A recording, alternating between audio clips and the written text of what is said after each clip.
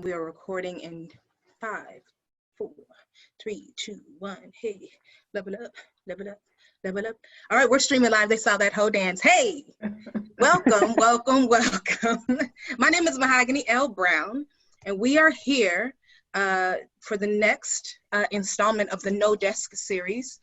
We have titled it Paradigm Shifters because the folks we have coming to share their poems, not only do they change our minds about what happens on the page with the poem, but also how it becomes a shared griot language and story, right? So they're not just thinking of how it lives in one space, they're doing all the spaces. And sometimes they're even using different genres. So, we have visual artists, we have professors, we have parents, and if you know anything about art, you know that manifests in everything that we do. So I'm really excited to welcome the following, which you all can go ahead and start clapping for now in that live chat on our Facebook. Share this everywhere that you can.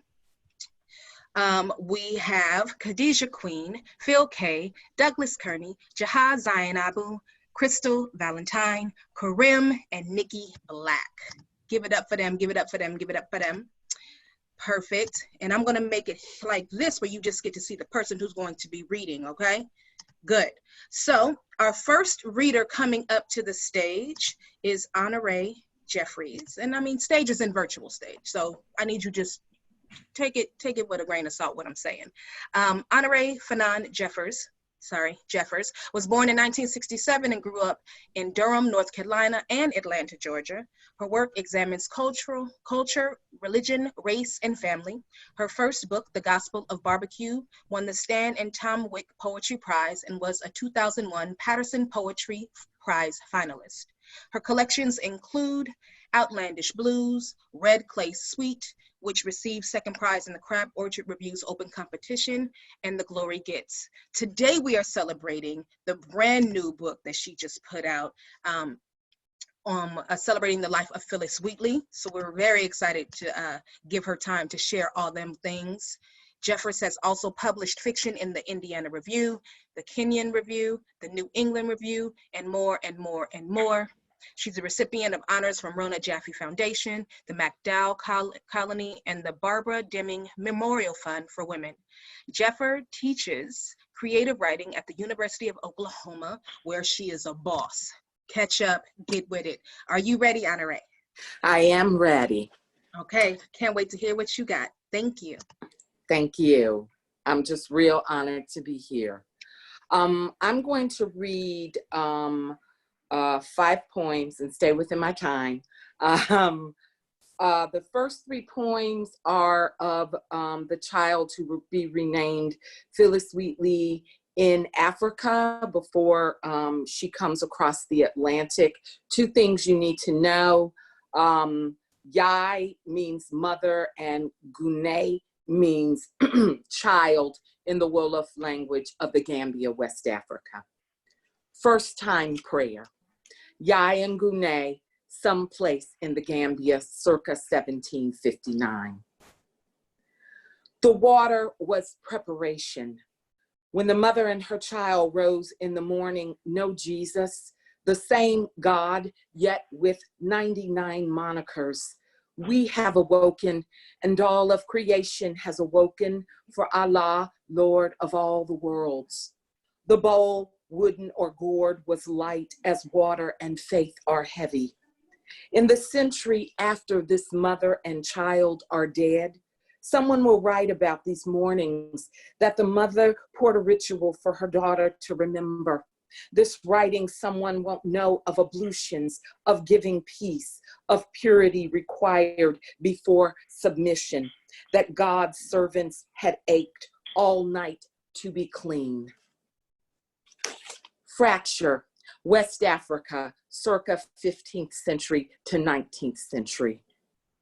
The men arrive, slave ships are anchored. The men arrive, the traders gather. The men arrive, the traders march. The men arrive, the war is waged. The men arrive, the fire comes. The men arrive, the people run. The men arrive, the chase begins. The men arrive, the dead abandoned. The men arrive, the iron sounds. The men arrive, the people march. The men arrive, the sea, the sea. The men arrive, the traders haggle. The men arrive, the silver laughs. The men arrive, the castle groans. The men arrive, the door opens. The men arrive, the water welcomes. The men arrive, the morning longs. The men arrive, our names shall scatter. An issue of mercy, the transatlantic journey of Gournay, circa summer 1761. Peas mashed with possibly tainted fish, a daily pint of water, no blankets, mother, father, clothes, underwear, dance of modesty. Why the threats of diphtheria, tetanus, malaria, smallpox, diarrhea, dehydration, common cold, diseases, rape? Why the screaming of the grown shelf mates, a woman or two giving birth, newborns kept by sailors or capriciously tossed to sharks? Why the banquet of placenta left for rats, the shackled, the crowded, begging to be killed? Why germs and tribes, rechristened Negro, chattering below, vomit? Why no bleach? Why no soap to clean the effluvia of prayer? Why did she survive asthma and fear on that journey? Why didn't the ring in her nose get infected? Why did she have to sleep marinating in her own shit and piss? Why not death in the middle of this? Why did this child survive? Lord, Lord have mercy. And I'm just going to read one more poem because I don't want to go over.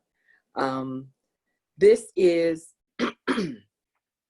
an issue of mercy number 1. And this is written from Yai's point of view, the mother. Mercy, girl. What the mother might have said, pointing at the sun rising, what makes life possible, then drip the bowl of water reverent into oblivious earth. Was this prayer for her? Respect for the dead or disappeared and act to please a genius child? Her daughter would speak of water, bowl, sun, light arriving, light gone, sometime after the nice white lady paid and named her for the slave ship. Mercy.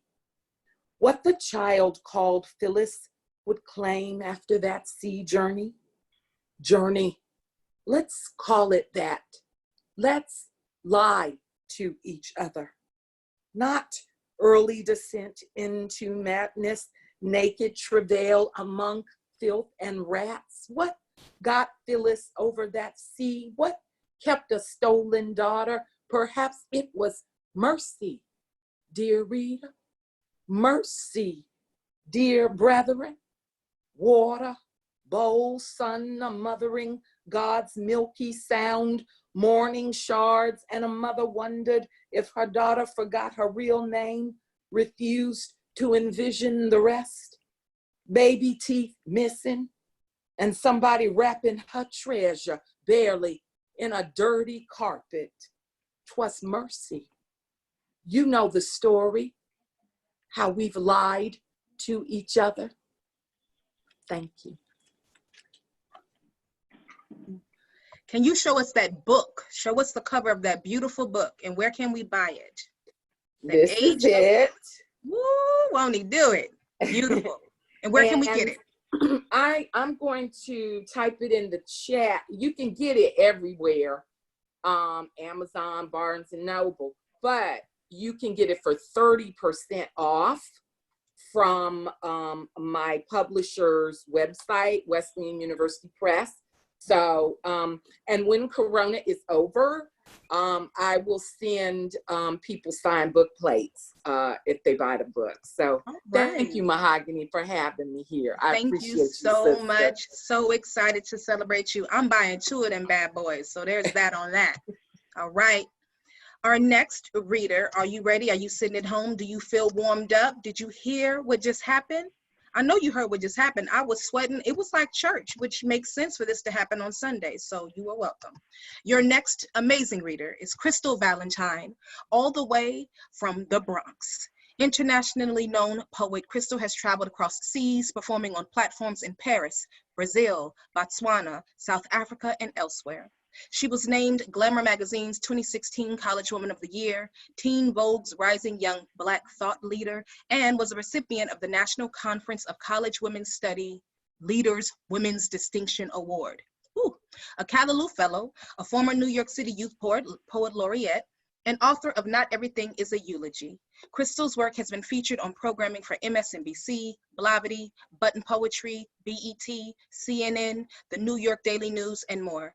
She earned her BA in psychology at NYU, where she returned as an MFA candidate in poetry, and is the coordinator for the Bronx Arts Council, and currently the Wednesday night host at the New Eurekan Poets Cafe. Where are you, Crystal, my love? What she didn't say in here is that, like, when times are rough, she is who I know will hold me all the way down. Okay, not will she hold me all the way down, but she got me better than I have myself. Do you know what I'm saying? You need people like that in your cipher, just to remind you not only that you are worth taking up space, you are worth the poems that you share, but also the work that you put out. They are learning. She didn't talk about her being a coach. She didn't talk about her, editing other folks' poems and being a facilitator. She is all of those things and more. Please welcome to the stage, Crystal Valentine. Woo! Whoop, whoop, whoop, whoop. Whoop. There are people in the room with me. Hello, Mahogany L, Browne, the one to do it. I can't express how much I love her, and I have to stop there because I'm so tender. Can you hear me? Okay, I can't express how much love I have for Mahogany L. Browne, and I won't go into it because I'm too tender right now. The world is too uncertain right now, and I'm gonna just stop there.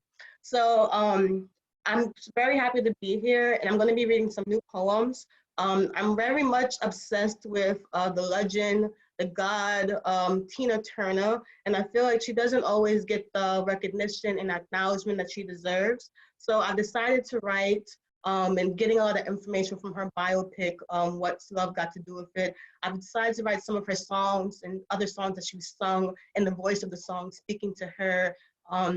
Yeah. So this first song is called Proud Mary Speaks, live on the Midnight Special, 1974. And this is in the voice of the song Proud Mary. It's true. They never did anything nice and easy, even standing next to each other, arm bladed by arm, even on stage, Ike's fist hovering like a rhetorical question, Tina's smile completely frozen, nice and easy. She always growled her voice at that part, my part, to offset the flinch, shift the pressure in the air. No one's ever asked about her favorite color in all the interviews with the white men and the Black men. Ain't that funny? I won't presume I freed her, but when she danced me, my notes tunneling out her throat, the way Tina twirled with her arms reaching, running away while standing in the same place, like a waxed figure. She practiced this staged freedom, jiving up and down, rolling 6 feet to the left and 6 feet back, rising with my tempo boiling over her like honey. Everyone always wondered how she did it, how her wig stayed on. Woo! There's like, I have a very supportive partner, and thank you to her. The next poem I'm gonna read is called, or is in the voice of the song, This Little Light of Mine. And I'm not sure if anyone's ever seen the biopic, but in the very beginning, when small Tina Turner, when she's just small Anime Bullark, and she's singing her little heart out, she's really into it, she's in the choir, and The deaconess is not thrilled by her enthusiasm, and she gets kicked out of the church. So this is called This Little Light of Mine Speaks, following Anna Mae Bullard's expulsion from church, 1946. Remember, little girl, it was the deaconess who taught you the side eye. Only then, like a lesson theft from Eve, did you see your other self, reflected as a bastard pew through the eyes of those who pretended to see. Say it to the mirror. I was glared into existence. Yes, and that was when your voice crowned, not to be mistaken for gold or glint, and you understood the consequence of open. How unruly, how unchild of God-like, with your craned back and your shoulder bop and your lopsided pigtail, a metronome swinging a sweet tick in your ear. You outgrew your own shadow. Thought you could lead the choir to light 6 feet beneath the belt of faith, absolute in your wrongness.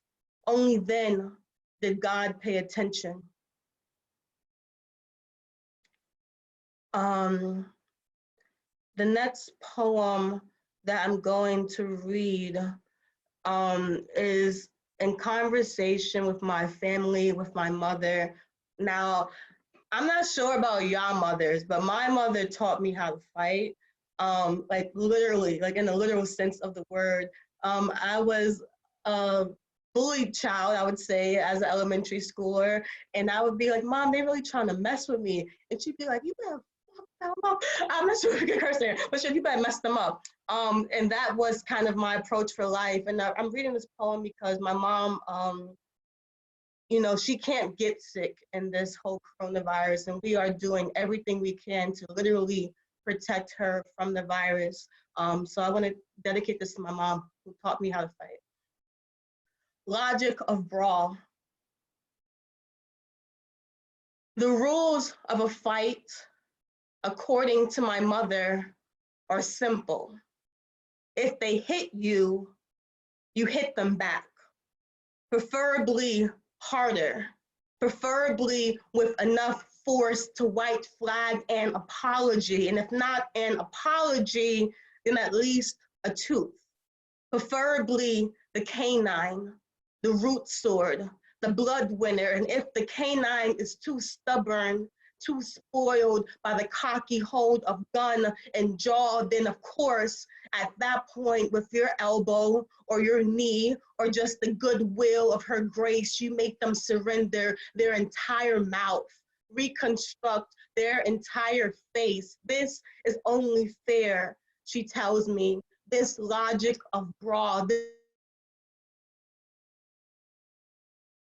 create the true path to justice. And I know my mother, the once black-eyed referee, a red flag soaking in her husband's violence. I know how clever a woman must be to make a man think he's won. And it's not that she does not know how to mother me away from a fight. It's just with her timeline of scars, she's become too skilled at what she does, and no, running is not what she does. And if I can count on my mother for anything, it is to land the softest blow, which is why I can't explain that time with my brother and his hand that broke into a fist, and his fist that broke me, made pain seep into my arm like sap, and perhaps the throb was just the simple acknowledgement of blood, recognizing blood. And I wish my mother, my coach, could at least stick to the rules broken by her little boy, the man who splits into the image of his father, too spoiled by the cock of gun and familial law. And no, of course I couldn't take him, just how she couldn't outrun her husband, but God damn it, I did not want an apology. I wanted to gut the canine, cleaver straight through him, finally win the fight. Thank you. And then I think that's it, right? That's all the time I have. So thank you so much. I'm so excited for the other readers we have lined up. You guys are amazing. Mahogany, you have my entire heart. The whole thing is yours. Let me say thank you. We can share your heart. I love you very much.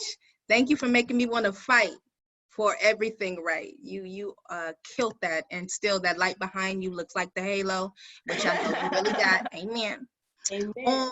Our next poet, Nikki Blak, is a proud Los Angeles native and lifelong resident.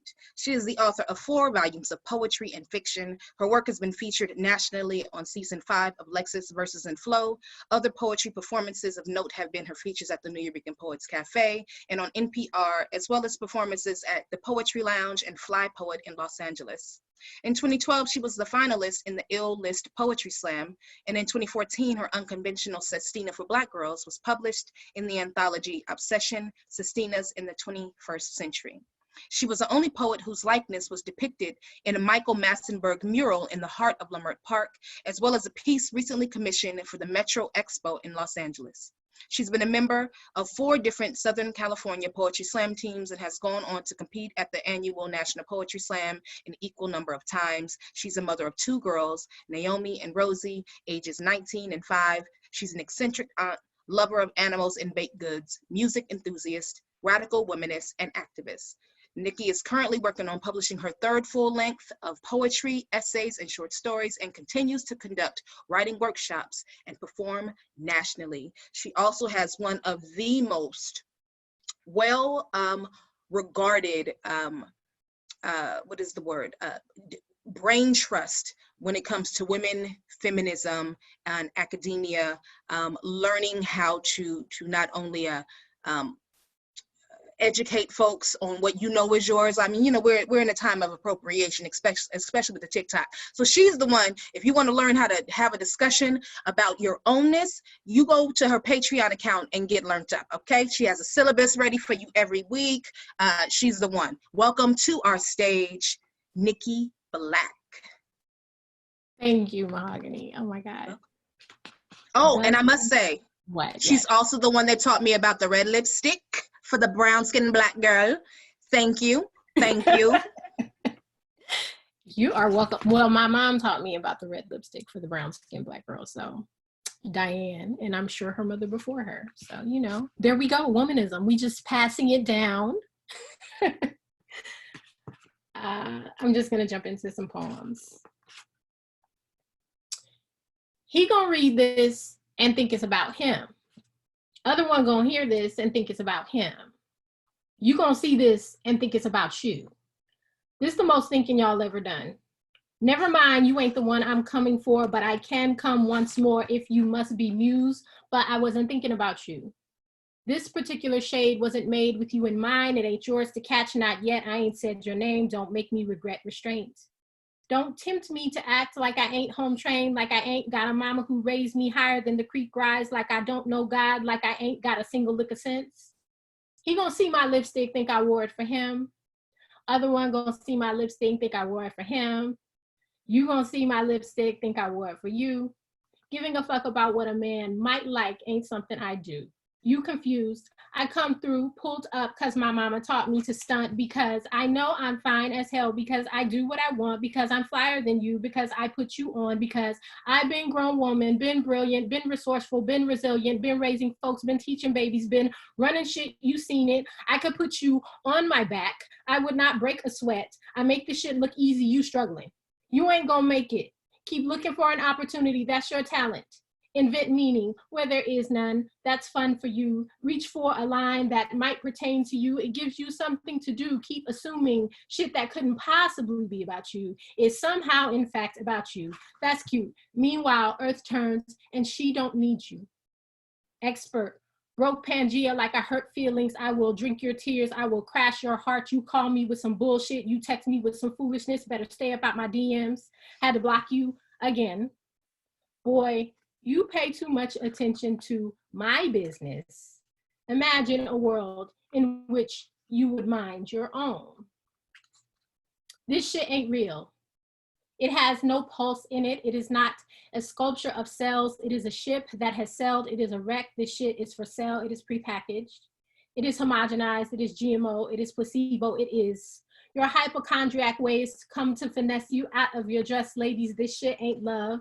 It ain't God, ain't your ancestors, ain't your future, ain't suitable to merge with your DNA, ain't of your caliber, ain't of your pedigree, ain't OG enough to infiltrate your bloodline, ain't majestic enough to conjure a soul tie. You are above his pay grade, above his eye level, outside of his ability to comprehend. You are a deep he cannot fathom. You are a madness he ain't got sense enough to be seduced by. You too sophisticated. This dude is simple. He don't know shit about this riff, this rarity, this vintage, this jazz drum solo, this purple, this aqua, this goodness, these 1,000 thread count sheets. He's weak. He's insecure. He wants you. Insecure. He wants you. A coat rack for his failures. He just gonna blame you for the fact that he ain't shit when he ain't being shit long before the part of the story when he gets to even taste the blessing of your name, much less gain you, much less try to take what you got, make what you earned his right, insert himself into your accomplishments, benefit from your friendships. I said benefit from your friendships. Folks showing up for you, he gets to enjoy it too. Parasite. The Bible says, if you don't work, you don't eat. Let him starve. Protect your neck and your heart.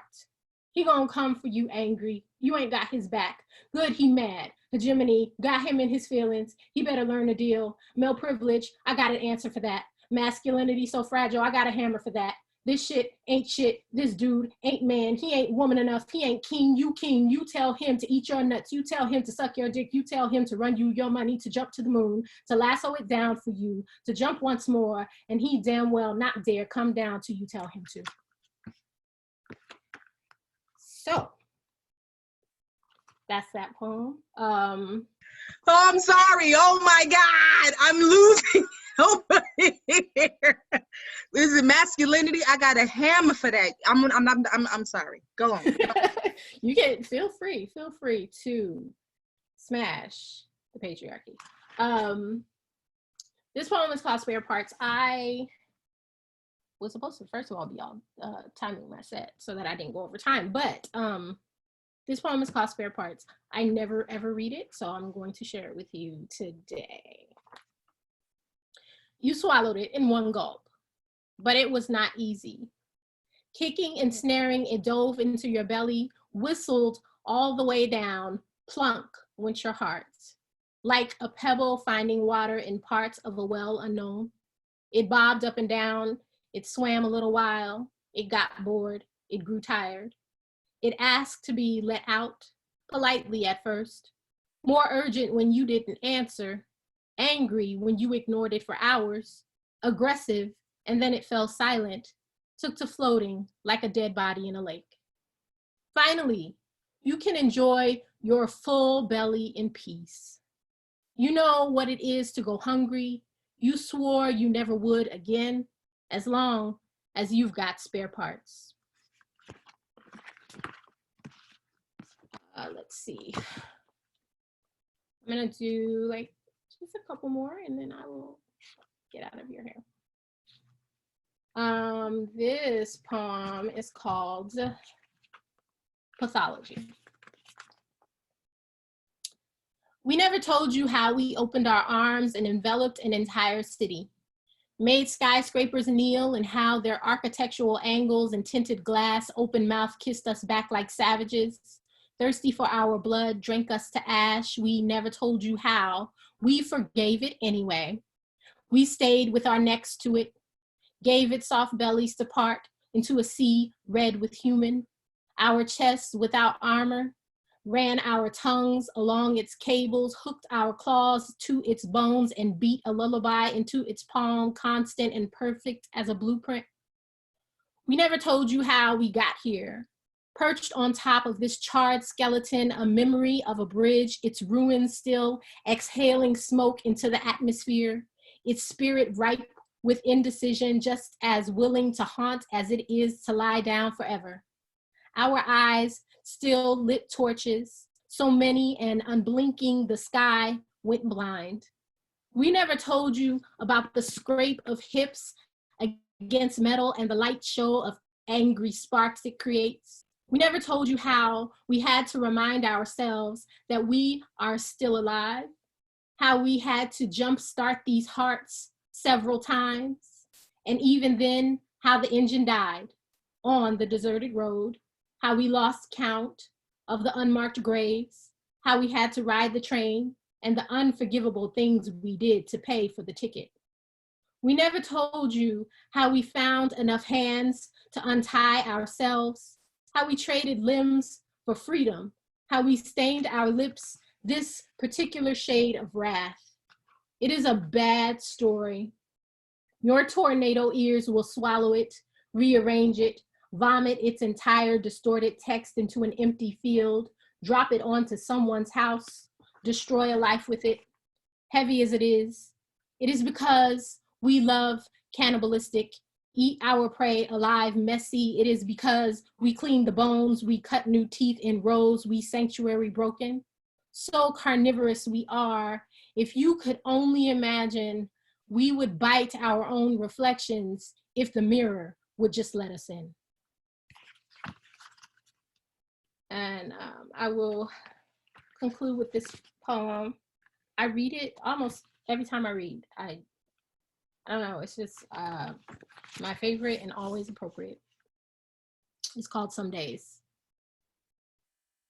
Some days, all I can do is try. Some days, gotta pray a body out of bed, gotta coax into some clothes, gotta work hard to make some easy happen. Some days be turbulence before the sun gets high. Some days be apathy. Some days be needing somebody bigger than self. Some days be wanting familiar hands, be needing a mama to predict, a friend to advise, a God to move. Some days be laying a dare down, be demanding grown folks prove their shit talk be more than trumpet solo. Some days be a bet, be odds. Some days be math. Some days be something I'm not good at. Some days, all I can do is look like I know what I'm doing. Some days need to become the subject of a stern look, need reprimanding, a thorough cussing out. Some days need collar snatched, ain't got no home training, got too much back talk, need backhand and leather belt. Some days need to be told that you ain't playing these games. Some days I gotta assemble some sass, gotta find energy to roll my eyes, need to locate my hip to place my hand on it. Some days be fingerprints. Some days be a rusted deadbolt. Some days all I can do is take the door off the hinges, gotta break into something, gotta take without asking, gotta mask, gotta smash and grab. Some days be a bandit.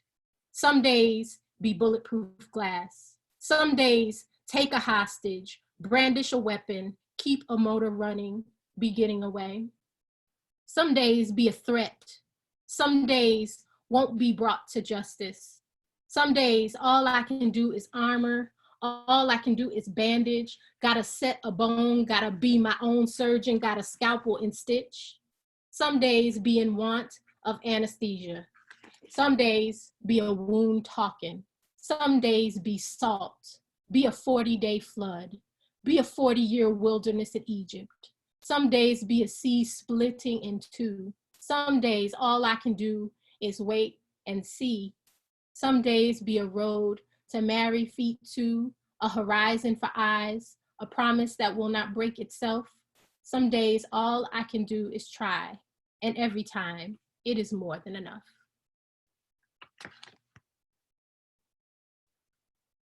Thank you so much, Nikki Blak. Sorry to interrupt your set with the howling session, but I wanted you to know, we are here with you. Be safe over there in LA. Thank you again. You can find Nikki Blak at NIKKIBLAK.com. Her books are available, Patreon account under the same name. It is worth it, I promise you. Our next reader, Korim, all the way from Austin, Texas, 4-time national poet, 2-time ATX Slam champ, youngest Slam champ in Texas history, 2009 Madison Slam champ, Urban Word finalist, has released several collections of poetry. Korim hopes young people find a way to confidence and self-awareness through his own life and his work. One thing that Korim has not put in this wonderful bio is that he's also a chef. And when I tell you, he cooks the most amazing things. It's like water for chocolate. It's like barbecue and vegan barbecue, because you know I don't eat the red meat no more. And he like brought out some Brussels sprouts with these chilies, and it literally tasted as heaven sent as the first time when I heard him do a poem as a 14-year-old. Do you remember that? 14. And he had a standing ovation in that room and has been blazing ever since. Welcome to the mic, Korim.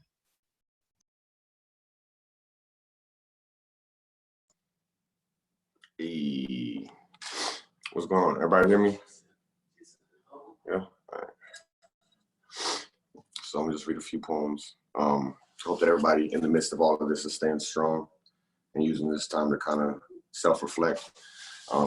My only advice would be to move through these times and lead with love. It's the only thing that's going to get us through all of this. But so there's a few poems I've been writing recently. So the world might be ending. Folks trying to float in a sinking friendship with no safety boat. It feels pretentious to keep pretending. I don't know the extent of the damage, so I can't really manage a bandage to mend it. But we damaged. I can't help but to post up, pensive, wondering why or what did this. I sit on my porch, eating popcorn as the rain pours, less than a block away from a collection of tents. All of them are soaked for sure. I feel guilty, filthy for wanting more. I just want the rain to stop by tomorrow. I just hope there's a truck I can borrow to help me move my couches. I only want to sail away from my sorrow before we all go without. This ain't like nothing we've been through. Ain't like nothing I've pushed through my pencil. But I sit, I try to listen to the rain drip, try to soak it in before the city calls it quits. I think of my friends, the food we've cooked for others to eat. I kissed my brother's son today with tears on my cheeks and food in my teeth. I walked home through the empty streets, scared to speak. I get home and I'm scared to sleep. When I do, I scream. In the middle of the night, I fight in a battle with my dreams. I sometimes feel I adorn a crown of jewels that feels like thorns, feels heavier than any armor I've worn. I sit, a grown man, not 2 miles from where I was born, in the middle of light drizzle, feeling I'm a storm, a lightning type thing, a rumble of thunder in the Texas spring, and we all just trying to stay warm. So yeah. So a lot of things have been changing around here, right? I think adapting is the name of the game. So change feels strange. It can feel like less. Strength is stress. Love is mud. Trust is tree trunks. Most call me cuz. Pain is my name. A smile is style. Moves I test. What you trying to prove? I ask myself while I try to prove it. Test a movement. Style is the smile you rock, regardless of the ruthless. My name is made of change and pain. It is made of the places I've left, the times I've stayed. Staying is a road I paved. My little sister waves like Auburn rays. She, a sunny day in May. I say, pain is walking away from that face. I stand in the rain, soaked. Love is her grace. Alone is a forgotten road back home. This road I've always known. Grown is everything I own. I got bones, I got brown skin, I got clothes, I got a profound pen, I got soul. My heart is swole, my eyes are dark, deep set, my voice is earthquakes, sounds like sex. My hand is shaking, my mind is waiting. Next is questions. I'm a cancer, I need answers. I'm unsure with no cure. I got food in my kitchen, I got meals for sure. My dreams are delicious, plated with precision. Legs, a foundation. Feet, beat up and jaded. I said, promise is patience. Honor is stages. Those lights, they say I should say more. Standing them upright and sure. You show right, I should. Should, most times becomes could. I don't know. I could have stayed in that place. I could have hoped to grow into grace. Hope to float. Hope has become a beautiful joke. A quivering quote in a book I wrote. They ain't read. It's 2020 now, and I clearly see, I know it now, the difference between down the ride and demons. I dived headfirst into a sea of secrets, found defiance and deviance. I turned around, I deed it, fell down, face first into cement. I flew too high, turned in my sky for a ceiling, and here I am, with no roof or place to be. It's crazy, it's unpredictable the ways we pray without pretense, dream all day, no sleep. It's bold to hope for gold when the sun is hidden and the night is cold. I breathe through every part of me, from my mangled mind to the faith in my feet. And here is me, doing my best to change things. Word. So there's that. See how much time I got. I probably got time for like 2 short ones. All right, so this is for people that hopefully identify with to the mixed boy wondering which way. Start the day the way your mom would on good days. Those mornings you woke up and knew it was just gonna be mom and you, and mom clearly had hella shit to do, so you felt like you did too. Every morning, reach for that. See, you ain't never been just anything exact. Not the color in your jeans, not the color of your jeans, not just artist or just office. You know your complexity is far too intense to harness. Your truth, far too huge to stuff in one set of roots. Being your mother's son will always be your truest truth. If you plan to be the type of human who inspires movement but remains unmoved, these are the roots you grab hold to. Now, check the fit. You feel clean, how you feel. That look you had in mind. You find it, you good, you feel fly, let's keep flying. Okay, about to enter a room. Who could you run into? Want them to know you're fresh. Want them to know this is how you meant to dress. Where are you? Work, the airport, the earth, respect. Wherever you are, walk tall, lead with the chest, command respect. Be happy, but stern. Carry yourself with concern, not stress. Try not to talk to only the black people in the room. Listen, when the white people talk to you, it's easy to forget to. If you want to be king of the room, you got to watch all of your kingdom's moves. Yes, they are part of you too, but you can't think about that right now. Pay attention, listen, move, avoid being stagnant. Be planted like planets, keep your movement constant and smooth. Now, how long has it been since you said something? Who'd you say it to? Remember, to the world, you're a whisper. You are a blurry image. They would prefer you from a distance. If you want existence, you must insist, speak, listen, speak louder, listen, be persistent, be proud of your vision, of your 2 cents, spend it. People search the earth for riches, find the worth in yourself instead. Don't sink into your head. No one will get it. Don't expect attention. Don't fight for glimpses. You watch yourself. When you feel yourself slipping, ask for help. Don't be scared of assistance. Momentary strength is legit, but unshakable strength is a system. And you in it, baby.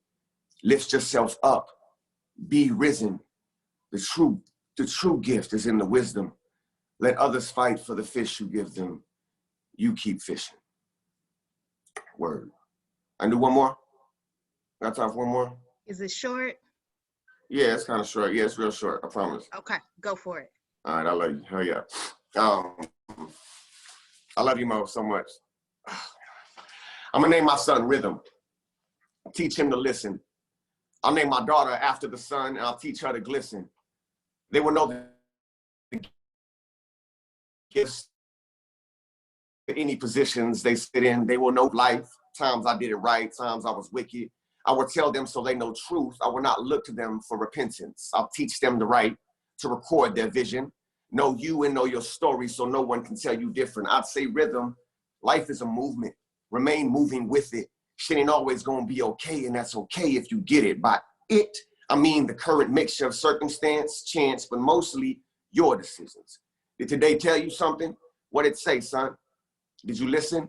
Remember where you came from. Remember you're headed somewhere different. I look at my daughter, remind her she is water, that she is worth the earth, and more than anything she's offered. I've named you after the sun, Struggle will be a giant. However small you are, you will always stand taller. However many stories in your house, the most important story is the one you author. Know your pen, hold your ink, no matter the wants of foolish men or what they may think. When they sink and look to you to help them float, when the world becomes a boat, dark and broken, remember, you are daytime. You've always been an ocean.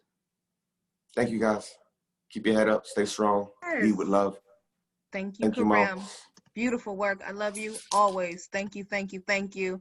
And I know Corona took out our dinner poetry party, but as soon as this is over, first place I'm coming, hanging with you and moms. I love y'all very much. Be safe. Next up, I know y'all are feeling like, what is happening? Like my mind is spinning.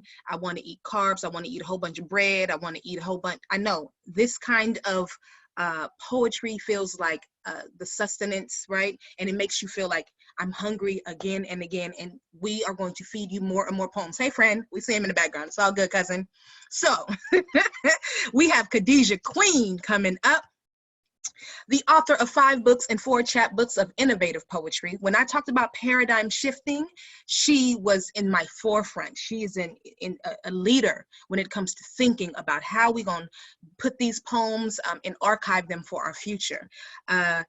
Khadijah Queen's full-length collections include Conduit, featured in Poets and Writers Debut Poets issue, Black Peculiar, which you know is a banger, Fearful Beloved, and Non Sequitur, a verse play published by Litmus Press.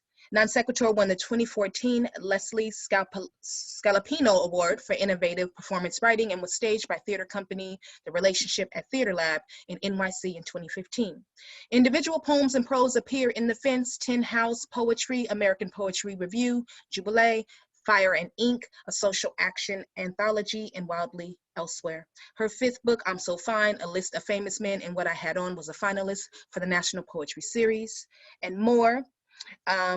What else is there? There's so much. You can find reviews of her work in The New Yorker, Rain Taxi, Bomb Magazine, O Magazine, and Boston Review, among so many others. She just recently released Anodyne, which came out through Tin House, and is a professor of creative writing at University of Colorado at Boulder, where she serves as core faculty for the low residency Mile High MFA program at Regis University. Anodyne changed a lot of things for me as well. I was so happy to be able to see it, read it on the plane. I lost some pages. I took some pages. I got them everywhere. They're like little prayer notes. Please welcome one of the illest to do it as well, Khadijah Queen. Thank you so much, Mo. I don't think I've ever been called ill or like the illest. I'm going to take that. I'm going to keep that with me. Thank you so much. It's an honor to be here with y'all. I feel like the poems in Anodyne are like so sad, even though the cover is, oh, you can't even see it because I got my fake background, but the cover is so like bright, but the poems are so sad. So we'll see how many I can read without being too sad, especially living through what we're living through right now. So if it gets too much, I'll switch over to I'm So Fine and laugh a little bit.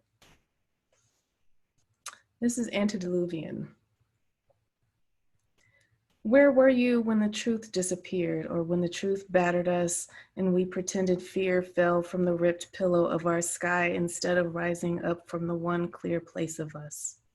Where were you when strong men told us to die and blasted us into nothing? Were you downtown to witness the smooth mirage, stagnate in skyscraper shade and neon glower? Did you hop a bus and clutch a cold center rail, the sweat of your palm making you slip as if at sea? Were you at sea in memory, gathered into lyric, your body pretending any era was a safe one? 6 persimmons ripen unconsumed. Mayfly wings flash their iridescence in the dark. Nothing works. By swallowing alarm, you scrapped what you knew near plaza fountains, ultra anonymous. Now, an arrowhead sharpens the blood under our flesh. Low to the ground, a sea of tamarisks. You claim millennia led to the false obelisks, led to what severs the head of connection in the time of least, but we only ask that you not kill us.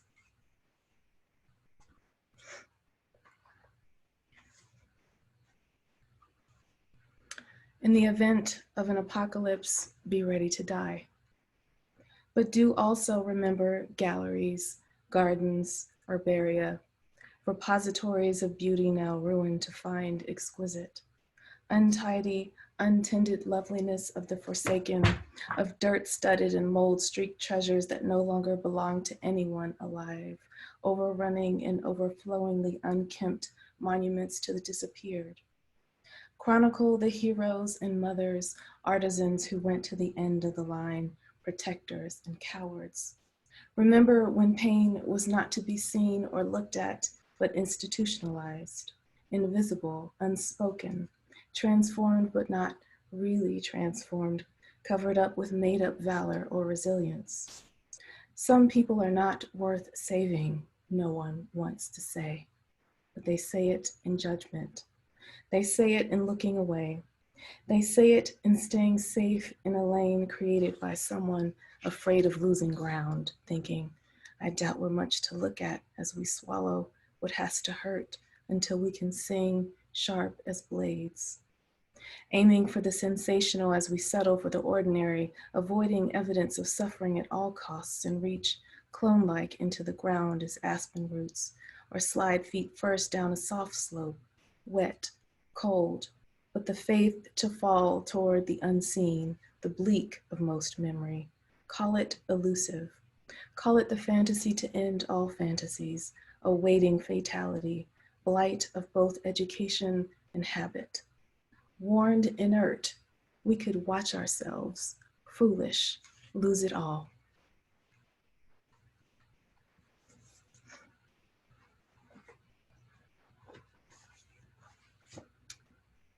Double life. Last night I split a bottle plus a glass of white, a clear Cali Sauv that first woke me, then put me to sleep. In between bites of poblano soup and spicy slaw on bootleg street tacos, we ran off each random white man who thought he could eat in our silence with our crass laughter and endless sentences about oppression and work life and bloodstreams, ours and others, and who did they think could escape now? Collision of fear and brazenness clapping together in historical play across the moving planet. Erica says, a woman named Chocoletta saved her from boss-led persecution, and I say or think something like, her mother had vision, and the power in a Black woman's name saves us all. Hungover and overworked this morning, I get my tax bill. Doubled my income last year, so owe double too. I wish I could pull up the row, but I'm only 41.8% white. If only I could just be chased off a bar stool at the Hornet on Broadway after eating a plate of fake nachos and drinking a warm Pilsner. Instead, I fear the end of a chase ending in blood, mine or someone's I love, and I love us all, and so many of my white friends know how to help ease my way out of wreck. I show up at the university in bold new professor leather and tweed, elbow patched, and afraid I'll learn to pontificate too much by default, or tell too much truth, or be much too Black to be trusted. I notice one of my white male students leaves the room every time we talk about race. My therapist tells me to put that in the container I made up for what I can't control, and I do. This job isn't writing at all, and I'm burning too fast, afraid to combust and afraid I won't.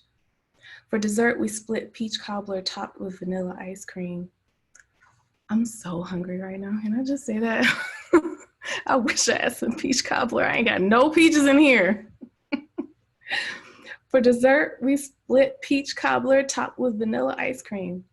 I don't eat dairy, so she spooned it up and I basked in the warm sugar and fruit and surprise of caramel crisscrossed on the just right crust, remembering my grandmother and the smell of nutmeg and cinnamon in her kitchen, fresh peaches simmering in syrup on an old pot on the gas stove, her fingers pinching quick dough, remembering her permanent frown as a pair of mirrored crescents between her eyes, the map of lines on her forehead, and as we speak, I am inheriting the furrows earned rightfully by crones. If you do it quickly, Grandma said, you can heal burns without leaving a scar. Smooth your injured skin, then peel and cut a potato in two, and hold each rinsed half to the heated flay until the potato turns black. Repeat until it looks like nothing ever happened. Uncle Sugar Pie raised her and her sisters in Michigan because white men lynched her father in Alabama and threatened her uncle with death if he didn't leave too. They took my great-grandfather's store and land and home, and Uncle Sugar Pie was a nice man, but rocked on his front porch chair with a shotgun if he saw any white men walking the neighborhood trying to sell any damn thing. What else can we do for protection? I think about that in the ecstasy of a sweet peach and irony of death and theft of indigenous land and the violence of language in every space I enter, and I think I'm losing everything but my mind. I certainly am paying for the trouble, and we split all that liquor, so now our whispers mean to get loud. Yes, now you have to listen or move the hell out of the way. I also forgot to look at time. Was that it? All right. Thank you so much. It's all good. You know, I can listen to you read forever, really. Listening to you read that gives it a whole new life. So thank you for sharing. Thank you for that fly background. Thank you for bringing Peach Cobbler into the room. Folks, that was Khadijah Queen. Make sure you go and order Anodyne right now. Do it now. Do it now. As I'm bringing up our next reader, we have 3 more folks, and they are all quite amazing. Douglas Kearney. This is one of the other folks that I thought of when I thought of paradigm shifting. He has published 6 collections, including Buck Studies, winner of the Theodore Rothick, I hope that's it, Rothick Memorial Poetry Award, and the CLMP Firecracker Award for Poetry, and the California Book Award Silver Medalist. Oh man, I'm looking crazy. I'm sorry. No, Bessie. Thank you. M. Norbessie Phillips calls Kearney's collection of Liberty, Someone Took They Tongues, a seismic polyphonic mashup. Kearney's Mess and Mess, which was out in Noemi Press in 2015, was a SPD handpicked selection that Publishers Weekly called an extraordinary book. He has received a Whiting's Writers Award, a Foundation for Contemporary Arts, Cy Twombly Award for Poetry, residencies and fellowships from Cave Canem, the Rauschenberg Foundation, and others. Kearney teaches creative writing at the University of Minnesota Twin Cities and lives in St. Paul with his family, and also one of the first, actually, you're the first person I've ever seen read a poem like this, and this, and this. The whole time, it blew my mind. And then when I read it, I did the same out of control. So not only is he shifting paradigms, but he's breaking margins. Welcome to the stage, Douglas Kearney. Thank you so much, Mahogany. It's my pleasure to be here. It's my pleasure to read with such fine poets. Gosh, I'm gonna jump right in because I want to respect the time, but also be greedy. So, all right. The first thing I'm gonna do is I'm gonna do a new dance. It's a new dance hit. It's called Do the Cruise Line Up. Slow grind up. Line up, everybody, for the rocking and rolling. You all in the groove from the windows to the walls. Hump that back, bend them knees, grind in tight on the one. You're with it down to the floor in this funky ass joint to dawn till dark. Fall next on deck, a new cut y'all ain't never heard, but the man on the wheel will make you move. That hot body from coast to coast. Who got the most soul? Folk want to hear y'all holler. Follow these steps. If you step your best, not too fast, not too far, not too low. Might catch the blues on the 1 and 3. Damn it, don't lose the rhythm. Gotta bring that beat back. Know how my crew and I do best believe, gonna see y'all work it. The next poem is called Teeth, and it's for a long growing list of black necks now. What I realized when looking at you, I wist there us is a splitting of certain shadows, and in saying splitting, what they think of but portioning, schisming, or headaches at figuring a figure out with our chronic arithmetic thing. You don't go thinking of them. My bad, my same old, and see, I see you. Yeah, y'all said that while smiling, which eased me. So your teeth, by looks too, seem like pills, but since you are smiling and I see them set all road, you ain't swallowed them. The pills that are teeth, they chime together, still that's a figure.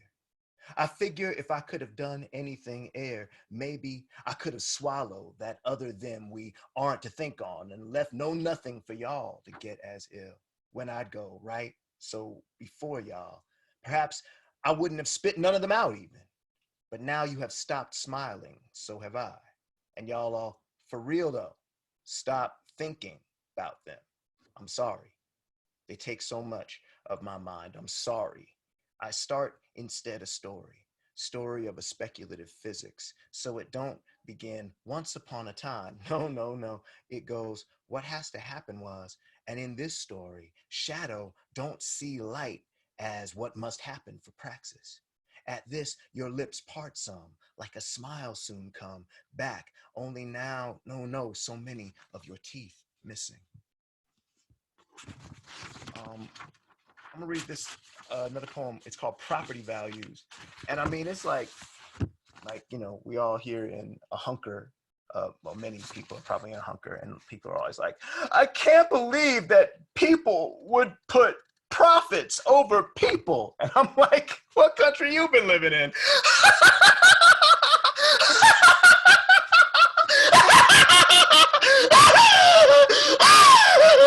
Property values. I aspire to be a CVS. Lord, I want to be a drugstore in my heart, or a nice neighborhood, a rapless gas up in my heart, a legit ballot. I perspire all night at it.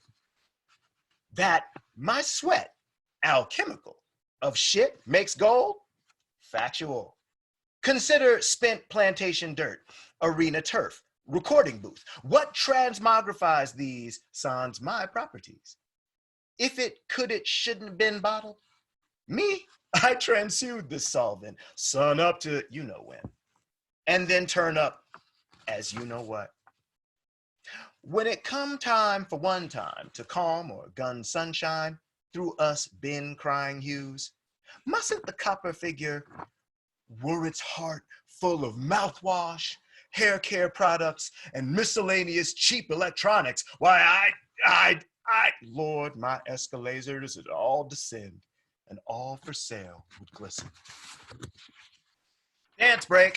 Do the backseat jam. Stop there, fam, and jump to the brand spanking back again. You know how it go. Throw your hands in the air when the lights on. Maestro, raise the baton and swing. You feel till they feel that beat that's taking over the street to the club. When I say, you say, ow! It thumps. Let me see those hands. All the people in the be quiet. Get down to the floor like you know this will be the sure shot hit. Sweat through your clothes. You got it. You better put your hands. Get ready for the you ain't ready for. You gonna listen up just as easy as falling off a countdown there. 3, do it till it's done. To the 2, the 1's in blue. Show them what you said to do. 2 zeros in brown. To the back, to the back. Now you right in the jam. This next poem is for a dear friend of mine named Yona Harvey. It's called First She Cuts the Stems. The she in it isn't Yona Harvey, don't worry, but like, you know, it's a gift for 2 poets from.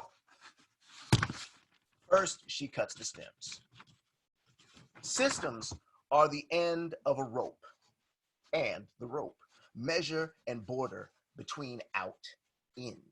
What's desires entwined there? A, say black, woman cuts peaches down. A paring knife will do the trick. Orchard to house, a booming taxonomic doing. Systems are frictions that flim-flam as liquids. They abrade skin. In some systems, skins are tenor, vehicles elsewhere. In, out, an abrasion lets. Low knocking at a door means a master, mister. Some doorways kind of clear their throats from over. Bring them faster! Systems are what you're steady doing. Louvered shutters let the light.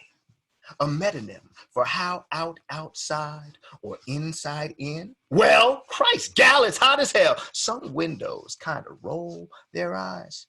Cut azaleas smell red as heat. Systems are will. Squealing wood, hinge. Oil that! Gentle rattle. Slats a tremble means a breeze in. Say, a master's, mister's room. Black wench, clipped finches, shrill in brass lattice, a bowl of peaches, set down fast as hurry up. The door swung clear, said something cold. A passage out to a corridor, then a kitchen. There's a picture, what sweats out itself, what was in it.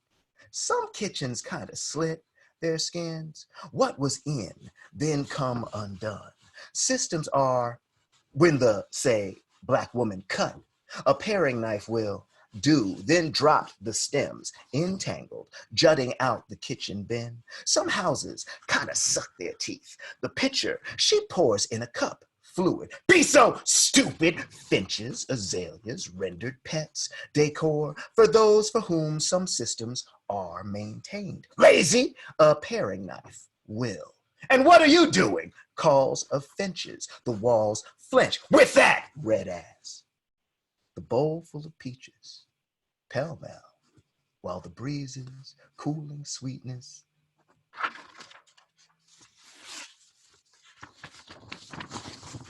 Thank you. All right. And I'm gonna close. I'm gonna close with this last one. This is probably the newest thing I've written. And my wife Nicole, so I don't have to keep saying my. So Nicole is from Louisiana, and we were talking about like it feeling kind of like the air was real stagnant in the house, and she was like, "Oh yeah, it's close up in here," and I was like, "Oh, that's the dopest shit ever." So this is a poem dedicated to her for our now, right? So this is called Close. The funk recall, as most Black shit, once was and is sickness. Fool, how much oogie in your GB? Our Black asses been hunkered in this house, this now transitional hood. We steal away here. They called White Cliffs. Fool, how much mini in your pie? Baby girl's coughs been wet, okay? So stays at trilling what pops. We spit out this kitchen, bags up of chicken, bones to that rank bin in the alley, till no soup tints bowls. It smells close, says N, for funky, sure, since winter's steady eavesdropping, greedy Tom peeping, for 5 months near. Now, Ma's newest skincare tinctures, since foodish, out our lone loo. Fool, how much acai in your argan? What we can't eat off love, even out brown hands done. Thus, I'm gone to market. Once my son shadowed, copped kale, potatoes, milk, cereals, though now he must set home in his blossom of must there, where we close. Minding my gap twixt strained neighbors, my eyes gape stripped aisles, drilling, what have I touched? Recollecting, where can I next wash hands? What stay on ashes, ashes? Fool, how much Jergens in your palmers? Out the store, day broke to dank ass home. Got them bleach wipes, yeah, back porched in the cut. We keep some sickness out. Thanks, y'all. Thank you, Douglas Kearney. Listen, folks is texting, yow, wow. You got Bob Holman on here going nuts. Thank you, thank you, thank you, thank you. And we're gonna bring up our next poet. Jaha Zainabu is a poet, photographer, and visual artist from Long Beach, California, currently residing in Los Angeles. She is the author of 2 previous books, The Science of Chocolate Milk Making and The Corners of My Shaping. Jaha has also created a one-woman show called Journey and has a CD with the same title. Her other CD is called Simple Like a Daisy, and her audiobook is the soundtrack to My Together. Jaha is the artist in residence for a social justice organization called Women Preach, which travels throughout the US. She's toured her work in many churches, colleges, schools, theaters, and poetry venues. She's currently working on her second one-woman show, which will begin its run in Los Angeles. This is the newest book that I have collected from her. I have been following Jaha since I moved here, when she was traveling with the basis, if I'm correct, and she changed, again, the game. Like, how do you create poems that serve not only as soundtrack, but score to like someone's heartbeat, like soundtrack to my day, but the score to my life. You know what I mean? I'm not trying to be wild poetic because she gonna do all of that for all of us. If you ready, I know you are. Make some noise wherever you at. Bother your neighbor. Say hey, and give it up for Jaha. Hey, y'all. I love you, Mahogany. Thank you so much. Thank you. Ah, y'all. This first, I'm just going to jump in and like bloom, bloom, bloom. This first one is called Black Like Me. I am a woman in the way. Loud, black, angry, free and caged, diagnosed and unmedicated. I have to watch my tone and dress. It is my fault if I am raped. Way this ass shakes, these titties bounce. Everyone knows I am a whore. Everyone knows I am nothing more than a good placeholder. Soon a pretty woman will come along. You can play in her hair. You can see through her skin. You will keep her nice and safe. Every I am, how spotless I keep a house, keep the children in line too. I stay up late at night, always available and lucky to get your call. We can talk about racism all night long, talk about Harriet and Malcolm, talk about Trayvon and Sandra. Did you see the news today? Did you see what they did? Everyone knows I know the news. Everyone knows I keep you laughing. Everyone knows I know my place with my sensitive self.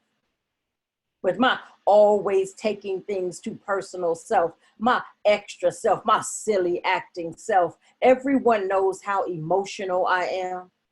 Everyone knows how much attitude I have. Everyone knows Black women don't need as much love because we so strong, because we so built to last, because we gotta make it. Everyone knows it is best to put the bills in my name.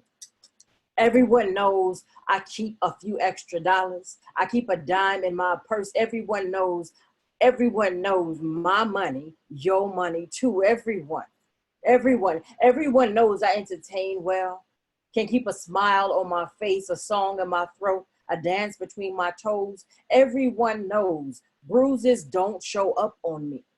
Everyone knows how well I take a punch. Everyone, including me.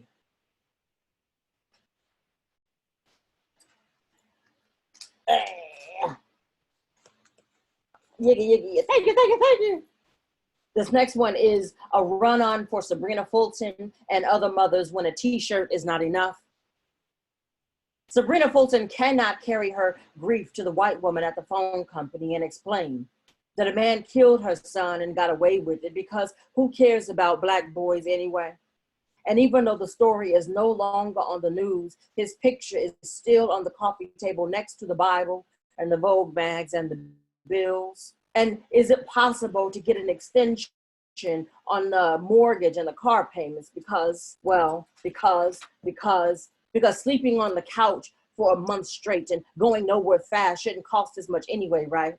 But who understands this except someone who has tasted thorns for breakfast? Because the doctor says eat something and take something and try to get some sleep, but who can sleep and think straight when every time eyes close, floating Arizona tea cans grow monster ears? And who can go outside and see teenagers wearing shirts that say they remember and they will never forget? And who can form sentences? And why are mothers supposed to be this strong and pray this strong, this hard about Black boys who are supposed to come home every night and not be shot down and killed?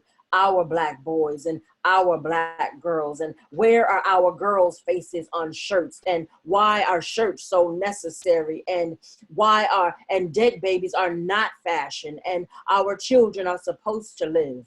And this was not God's plan.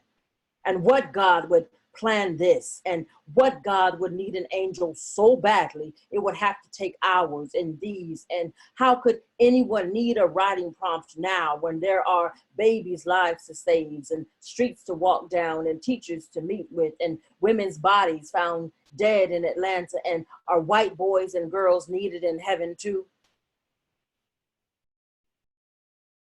And this last one is called Word, cause Word. The first draft of a poem should be scribbled in a mind that knows its body ain't free. All that truth should feel like gallstones, like a bag of rocks on fire in your belly and gotta come out. Don't, then you die. Don't, then the whole world ain't safe. Ain't that a poet's job?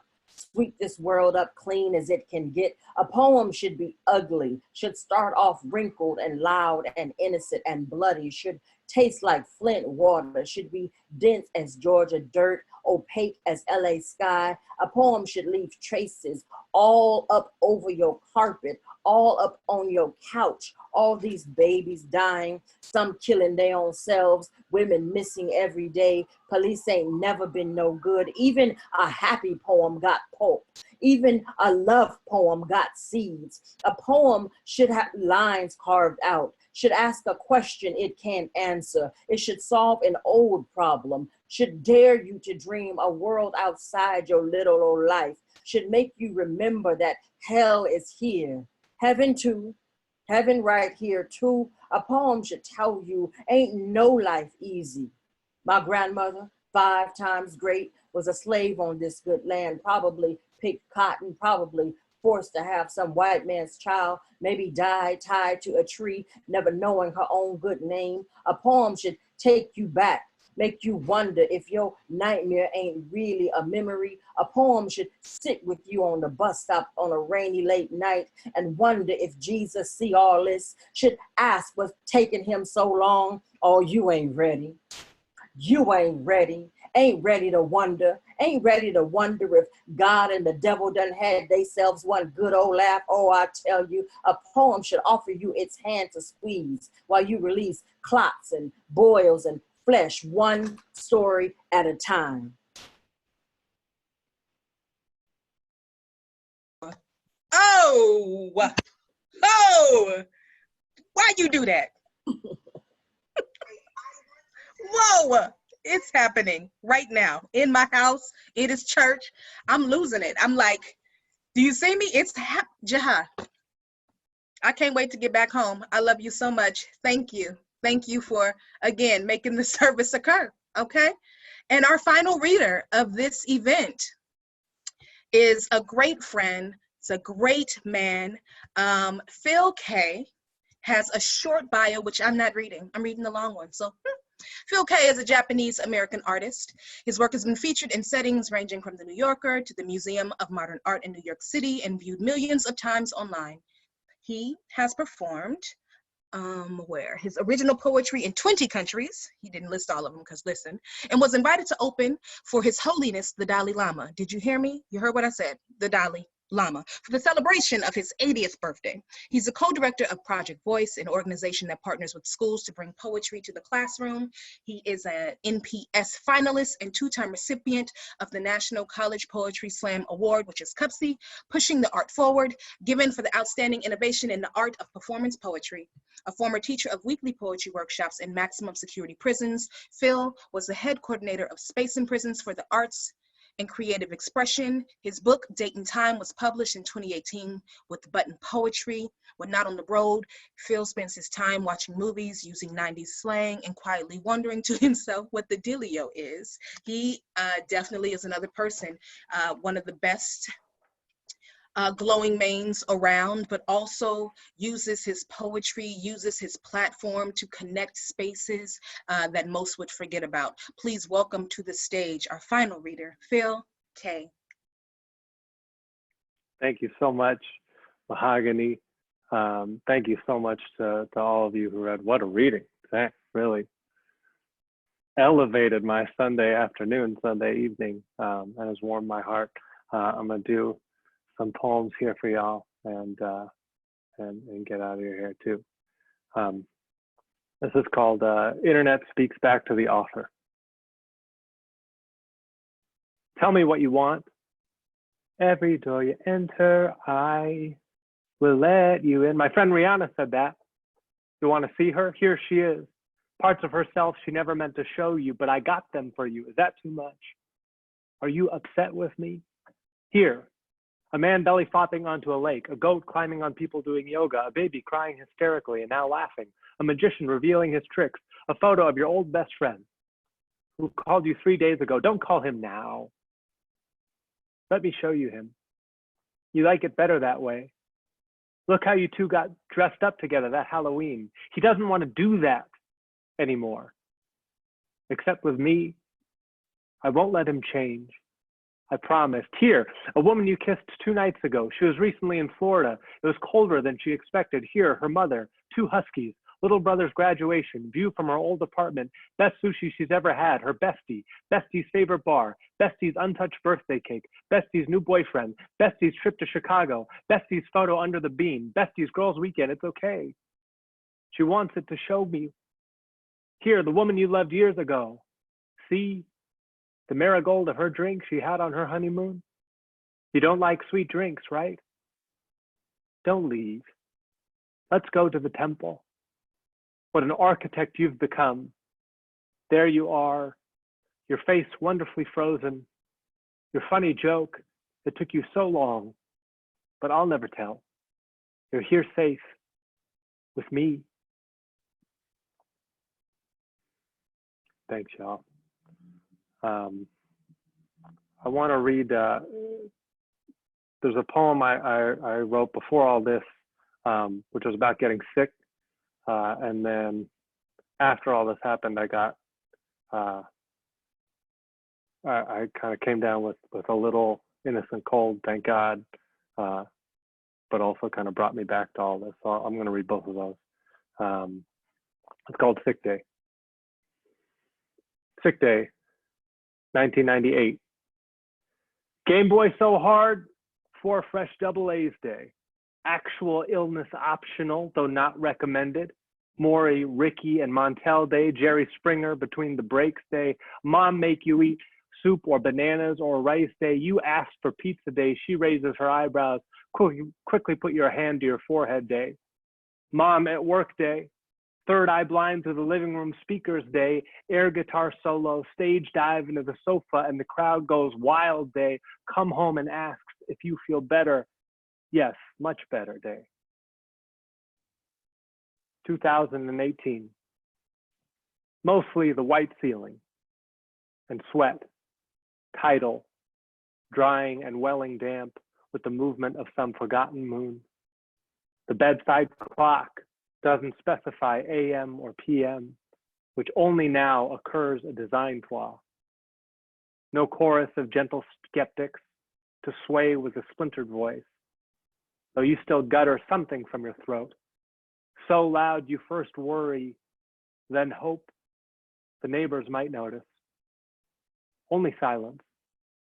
The sound of your body pulling to the side of the road, a small billow of smoke from the hood, and you, resting your head on the steering wheel, wondering when this thoroughfare became so empty.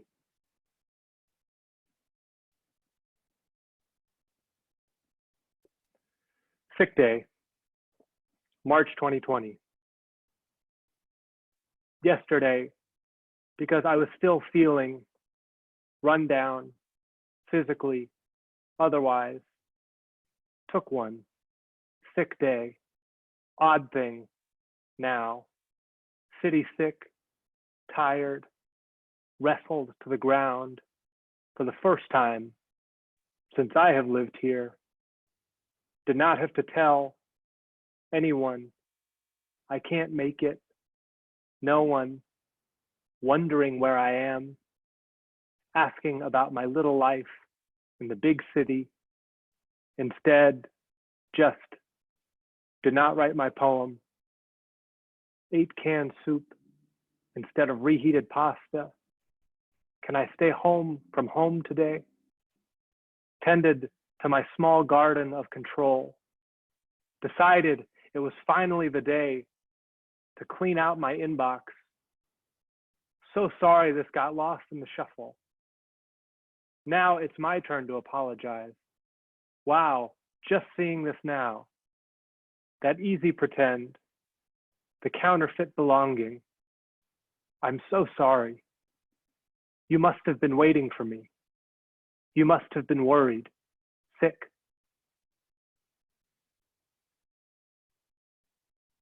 Thank y'all. Mo, I totally forgot to take time. Is that time? One more? That's time? Will you tell me? One more. Well, one last short one. But I do love to hear that poem. Like, oh my God, even better. Even better. Oh, thank you. Yes, with that in jam Thank band. I see what you're doing. Okay, here we go. Letter to my mother where I apologize for her appearance in the book.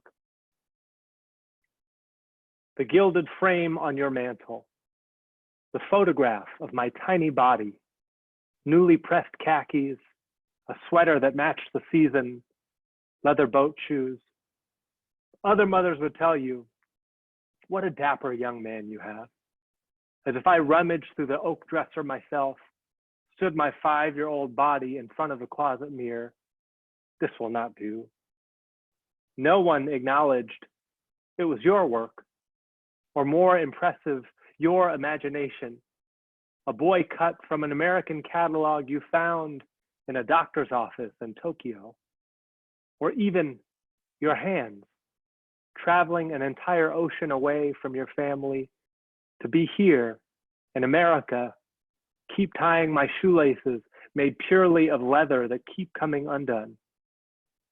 When you come upon yourself here, disheveled, as if you stumbled into an acquaintance you did not expect to see at the grocery store, bank, mirror, embarrassed you did not even bother to make yourself up, please do not cower. No need to keep trying to tie together again what will only become undone. And yes, I must admit, when readers note the vivid portrait of your mother, I choose to overlook my own shaky hand that dressed you up in whatever outfit fit well amongst the line breaks. Do not even bother with a magazine to cut from, only the muddy lake of memory, the thick fog of imagination.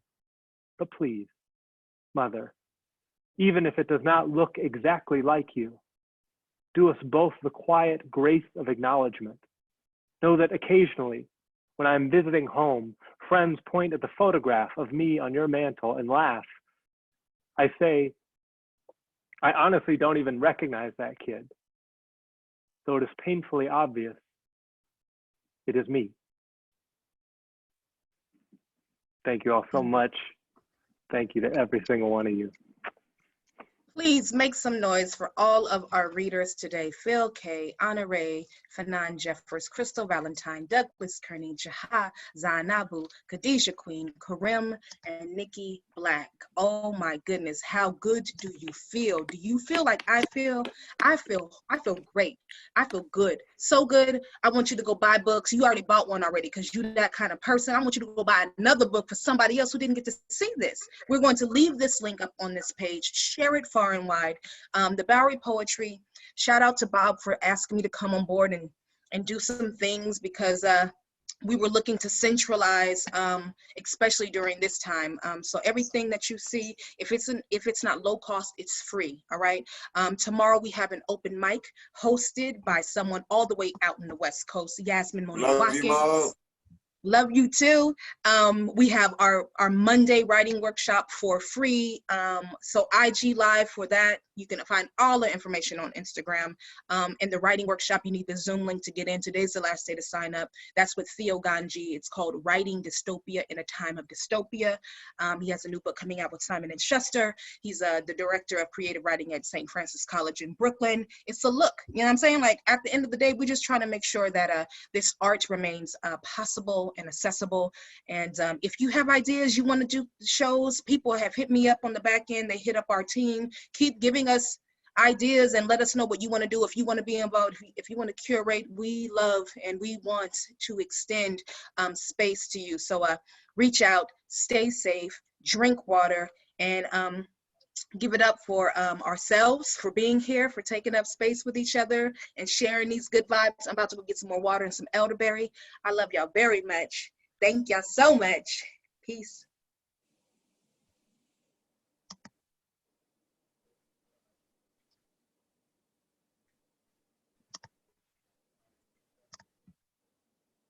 Okay, friends. Video, we're done being live. We're done recording. Thank y'all again. I really appreciate it. And I have your information here for the Cash App. We're able to send a little bit of change. Even though it's free, I got this nice little grant, and I'm just gonna send you some money. I mean, it's enough for like eggs. You know what I mean? Like a Sprint bill. I don't know. It's something. But thank y'all. Love you so much. Thank you so much, Mahogany. This was dope. Of course. Of It's good to course. see Thank Nikki. you. Yes. Thank you. Good to see you, Honoree. Mahogany, should I email you the Venmo thing? That's fine. Email it to me if you didn't put it in the chat, because the chat is saved as well. Either way. All right. This Okay. was so wonderful. I changed you. my clothes, so that's why my video was off. No problem. No problem. I'm Talk really, soon. really grateful. Thank you. Bye-bye now. Absolutely.